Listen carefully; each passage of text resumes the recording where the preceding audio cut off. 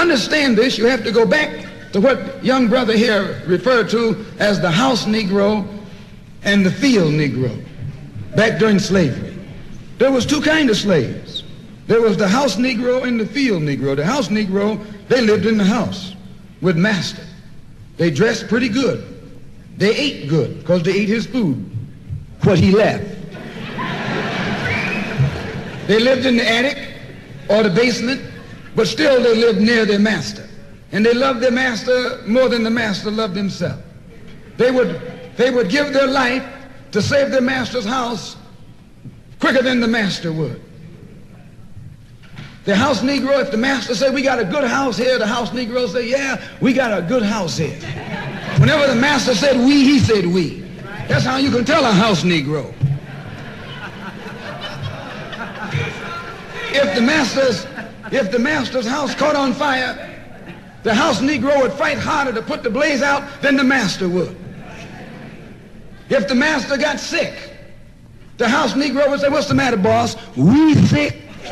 We sick.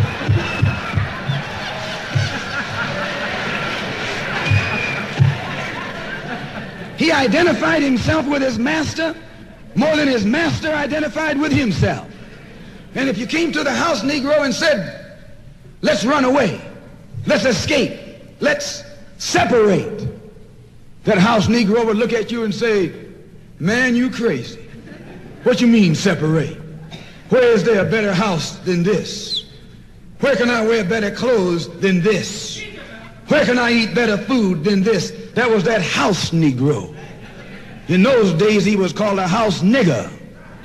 And that's what we call him today, because we still got some house niggers running around here.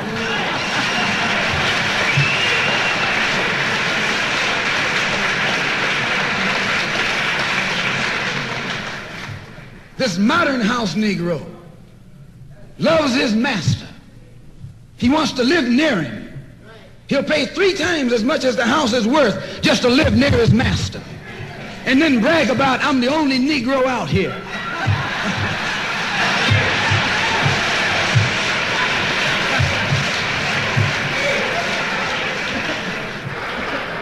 I'm the only one on my job. I'm the only one in this school. You're nothing but a house Negro. And if someone come to you right now and say, let's separate, you say the same thing that the house Negro said on the plantation. What you mean separate? From America? This good white man?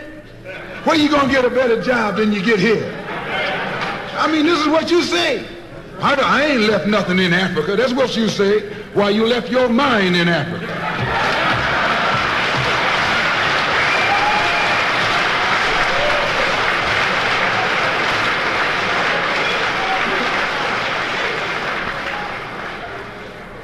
On that same plantation, there was the field Negro.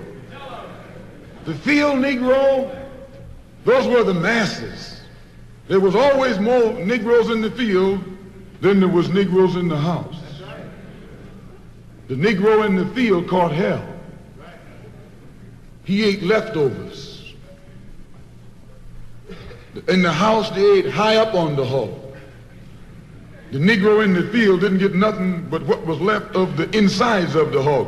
They call them chitlins nowadays. In those days, they call them what they were, guts. That's what you were, a gut eater. And some of you are still gut eaters.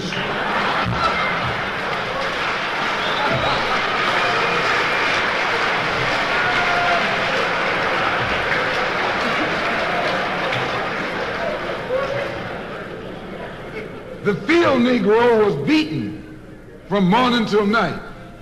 He lived in a shack, in a hut. He wore cast-off clothes.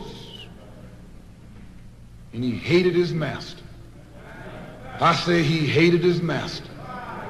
He was intelligent. That house Negro loved his master.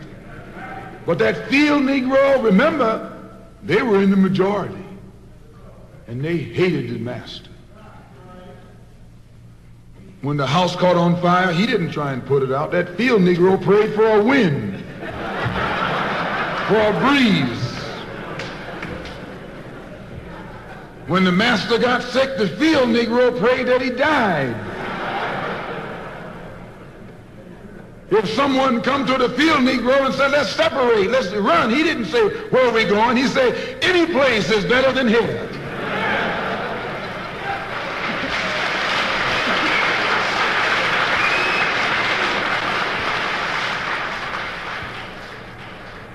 You got field Negroes in America today. I'm a field Negro. The masses are the field Negroes. When they see this man's house on fire, you don't hear these little Negroes talking about our government is in trouble. They say the government is in trouble.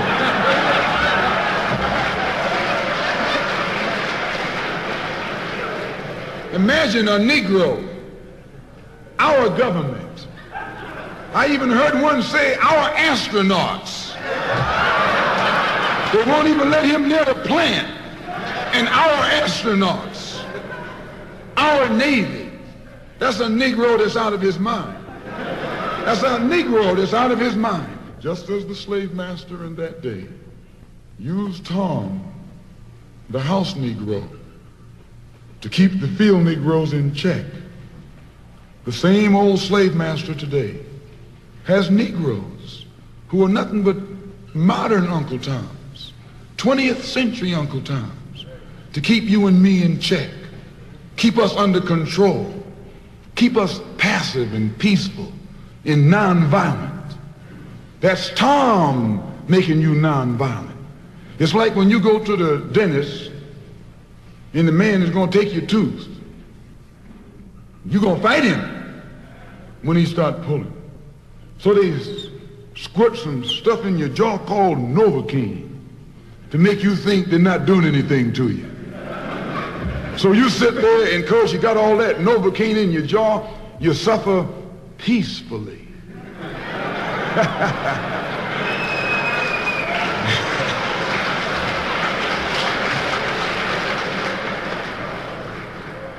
Blood running all down your jaw. And you don't know what's happening because someone has taught you to suffer peacefully. The white man do the same thing to you in the street. When he gonna want to put knots on your head and take advantage of you and don't have to be afraid of you fighting back, to keep you from fighting back, he get these old religious Uncle Toms to teach you and me. They're just like Novocaine, suffer peacefully. Don't stop suffering, just suffer peacefully. As Reverend Cleek pointed out, let your blood flow in the streets. This is a shame. Around here, and I'm out 8 in the mall, dog. Glock 2 around here, what you do around here? And you know I keep my tool around here. My act a fool around.